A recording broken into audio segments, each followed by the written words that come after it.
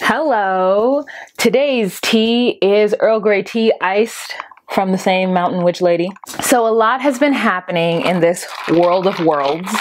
I wanted nothing to happen, so I could only talk about the presidential candidates. I'm gonna start with the boring stuff first, that you guys stay hooked. And I'm gonna tell you who the Republican Party, they are running to be the Republican presidential nominee. All right, so first we have Skip Andrews, Michael Beckelmeyer, Carrie Bowers, and Jeb Bush. And as we all know, or maybe you don't know, Jeb Bush is the brother of the other Bush who was president and the son of the other Bush that was president. Dr. Ben Carson, who is a black man, and he's a physician, and I don't know why he is in politics. Then there's Dale Christensen and Chris Christie, who's the governor of New Jersey. Hasn't declared, but he's exploring. Ted Cruz, U.S. Senator from Texas. He's a part of that like super conservative Tea Party group. Brooks Collusion, who knows? John McDermott or John Dumit Jr., who knows? Mark Everson, who knows? Carly Fiorina, who I've been hearing a lot about. She is a businesswoman and the former CEO of Hewlett Packard. She's the only woman candidate. Lindsey Graham, who you guys should know. He's a U.S. Senator from South Carolina. Mike Huckabee. I don't know, something about him, every time I hear him speak, like I can hear his truth. Even though I don't agree with it, like I hear it. There's a guy who's exploring it and his name is Bobby Jindal, and he's the first Indian American. He's the governor of Louisiana right now. He's the first Indian American governor. If Bobby Jindal were to like run, I would be really interested. I don't know if he would be one of like the top 10, but I mean, he's Indian and he's the governor of Louisiana. Like, I want to hear what he has to say. I don't want to name all these people that are not important. Rand Paul is important because Rand Paul is the son of Ron Paul. Rick Perry, who is the worst, former governor of Texas. I don't remember he's just old fashioned and old. There's Marco Rubio, who is Cuban American, and he's representing for the Latinos. And I don't like Marco Rubio, but I want to like him, but I don't, because I feel like, okay. I don't know. I feel like he's like an Uncle Tom. I'm just going to say, I think Marco Rubio and Ted Cruz are like Uncle Toms. Then there's Rick Santorum, which I don't even really know why I don't like Rick Santorum, but I don't like him. I'm sorry that my like telling you of who these people are is like infused with my bigotry. Scott Walker is exploring. And then there's this fool, Donald Trump. Donald Trump has recently declared that he's running to be the Republican nominee for president. So weird, but it's going to be exciting. I feel like Donald Trump and Rick Santorum and Ted Cruz are going to make this really exciting for me, just to see who says the most ridiculous things, like the most bigoted and the most like racist things he said. I'm really excited for them. So really, I named a lot of names, but I'm going to tell you who you should be paying attention to. You should be paying attention to Scott Walker if he runs, if he declares he's exploring. You should be paying attention to Donald Trump, to Rick Santorum, to Marco Rubio, to Rick Perry, Rand Paul, Mike Huckabee, Lindsey Graham, Carly Fiorina, Ted Cruz, Dale Christensen, Dr. Ben Carson, just because he's black and whatever. Chris Christie, if he actually declares. Jeb Bush, obviously. To me, those are the names that have been circulating the most. They probably have the most money. They probably can have a better sort of campaign because of that. And just to see, you know, if there might be a Republican you might want to vote for. I don't know if you're Republican or not, but I'm not. And I'm not like, I'm Democrat, but I tend to find that the Democrats, even though I know they're both like terrible and one percenters and like whatever, at least the Democratic ideologies are something sort of in line of what my ideologies are, and the Republicans are just not. Fiscally, I think everyone will be a Republican. Like fiscally, we all want to save money. Fiscally, we all don't want anybody in our business telling us what to do with our money. But like socially, the Republican viewpoint is just so out of my like world that I can't support it. The Democratic nominees, I'll look into them on another day, but we all know Hillary is like running, right? For sure. So it's really more interesting on the Republican side. Okay. So moving right along, let's talk about Haiti first. Let's talk about Haiti and Dominican Republic. So first of all, the island of Hispaniola is an island that is in the Caribbean. So they obviously, that island had indigenous people, and then you had conquerors and white people, namely the Spanish and the French, come over and colonize that country, or that island. And the French brought over slaves, as well as the Spanish. They brought over slaves, and they had those slaves work in the sugar fields. So the French took over a little less than half of the island and called that side Haiti, and the Spanish took over a little more than half and called that side the Dominican Republic. I don't know if you guys know, but there was a rebellion on Haiti back in the day with the slaves, and they were like, no, this is not going to happen, and they killed all the French people on the island. And in order to not have that spill over to the Dominican Republic side, the Dominican Republic started to sort of infiltrate this idea that anybody who was Dominican, slave or otherwise, or descendants of slaves or otherwise, were Spanish.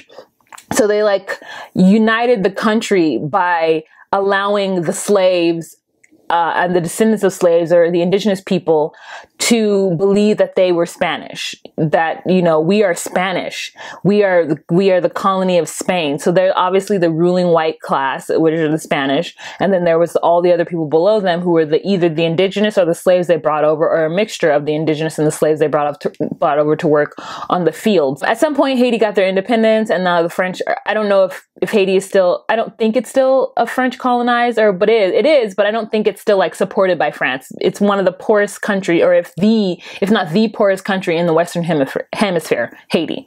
So for years now, for years, since like the 20s, there have been migrant workers from Haiti, because Haiti is so poor, that come over into the Dominican Republic and still work on the fields, still work in the still work in the sugar fields, which they're basically treated like slaves. But there have been generations of people, of Haitian heritage people, who are born and raised in the Dominican Republic, because that's where the work was. That's where their parents came for work, or their grandparents came for work, and they just stayed.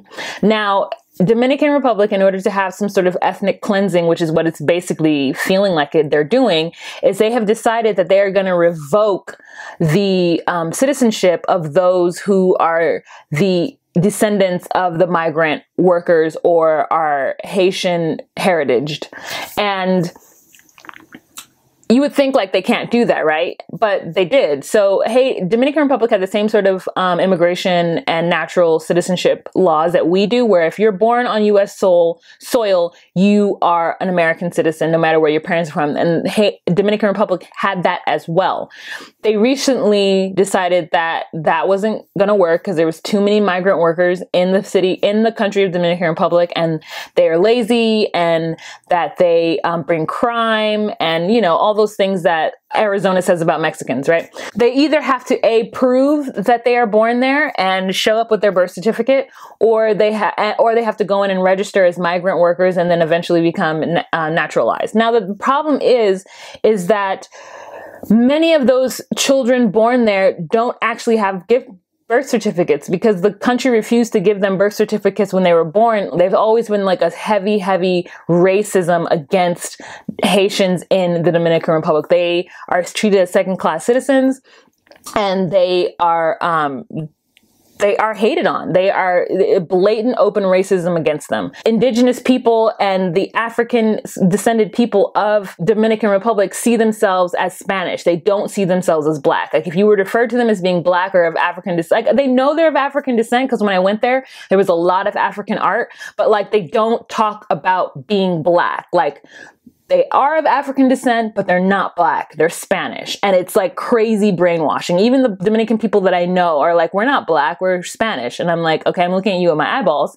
And yes, you speak Spanish. And yes, you're from a Spain colonized country. However, that would be like me considering myself English, because my ancestors were brought over by English, and that's who my slave master was. So my slave master was Irish, so therefore I'm Irish. Like, that doesn't make any sense. Like, even the people who are probably descendants of the same types of slaves and the same indigenous people don't see eye to eye, because one group thinks that they're Spanish and therefore better, and the other group is African or Haitian and looked down upon, even though they're both the same. So what's now happening is that because people can't prove and they don't have paperwork and such like that, that now like soldiers just rounding up people and like, oh, you look Haitian, you look like you're of Haitian descent, and they're just deporting people. So it's like a clusterfuck. And it's also really hard for those people to register because they don't have paperwork. And how do you prove anything if you don't have any paperwork? And those that do have paperwork, it's saying that their birth certificates were forged or given to them in error. And it's just a lot of red tape and it's a lot of bureaucracy. And these people are poor, some of them uneducated, and they can't navigate through these waters. And it's a lot and it's expensive and they don't have the money. And it's just like now these people are going to be displaced and moved back into a country that they've never been to and don't know anything about, because by all intents and purposes, they are Dominican because they were born in the Dominican Republic. So there's a huge civil rights issue that is happening, and it is crazy. Okay, so next let's talk about Rachel. Okay, guys, I don't care. Listen, if Rachel wants to be a black woman, let her be a black woman. She personally hasn't taken anything from me. She personally didn't lie to me. I understand what everyone's point is, and I'm not saying that what she's doing is like honky-dory, but what I am saying is that she's one. Maybe there's other white women who are doing this, but they are not actively and cohesively taking down the black woman. And that's what I refuse to get behind. Like, yes, I could see there being some black women who are upset about it. I'm just not one of these black women. I personally think her family is mad shady for outing her like that. If she lied about the threat of someone sending her hate mail, then this is all her fault, because she didn't have to like lie about that. If that's a lie, then it's ridiculous and she brought herself into this world. But like, I mean, she brought herself into this situation in which she's being dragged by the American public. I get that she's a fraud and that she's a liar, but like, did she do it to you? And is she a part of like a secret group of white women who are doing this to black women? And if she's doing a lot for the black community, I'm doing little to nothing for the black community. So let her do what she needs to do for our community. And if she wants to pretend to be black in the mix, that's fine. We all know she's white now because her parents suck and they outed her. And even it's so funny to me. It's so funny and crazy, but I'm not anti-Rachel. I don't think it's some great conspiracy. I do think that she could never be black. She doesn't understand, as much as she can read about it, she doesn't understand the history and the weight that what it is to be black in America, especially descendants of slavery in America. She has no idea, but she thinks she does. And fine if she thinks she does. I'm not here to fight her about it. As long as she's not trying to convince me that she is black the way Michael Jackson tried to convince me that those kids were his, because she's not a public figure. She was living her little life. Where she fucked up is pretending to be something that she wasn't to be, and even going so far as to make things up and being a fraud and being a liar. And also, if she made up that death threat or whatever crime or whatever happened in her mailbox, if she made that up, then this is all her doing. But like, let her be. I mean, be a black woman, Rachel. There are bigger things happening in this world. If you got your braids and your head hurts as much and your edges have been snatched, then live your life. Next. Oh, the Charleston shooting. Oh my God. Emmanuel AME, my heart goes out to the family and the people who were affected by this heinous crime.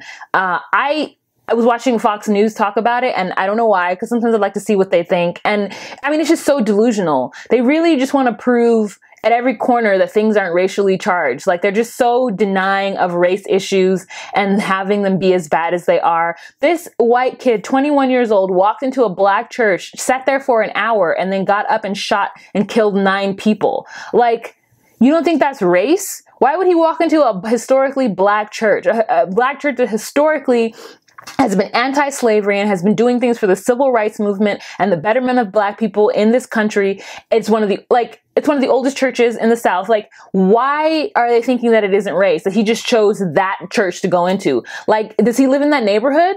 You know what I'm saying? Like, is Emmanuel AME in the middle of the neighborhood that he could have possibly grown up in and possibly went to? Like, why would he choose that church? Why would a 20-year-old Southern white male choose to walk into, and it's not racially charged? Are you crazy? Are you kidding me? Why that church then? They're trying, oh, don't jump to conclusions. And then they have this black, Fox News had this black reverend who, I don't know where his congregation is or where his church is, but he's trying to say it's an attack against Christians. And I'm like, what? So all of a sudden, this issue that's to me clearly race driven is now about an attack against Christians, when obviously it's black and white, as most issues are in this country, because this is what this country was founded on, where race matters. Yes, we are all one race, the human race. However, there have been groups of people who have set up hierarchy based on race, and this country is one of those places where it's hierarchy based on race, and it has been for generations and hundreds of years, and we are now trying to fix that. But it's hard when you have people who are denying that there's even a situation occurring to begin with.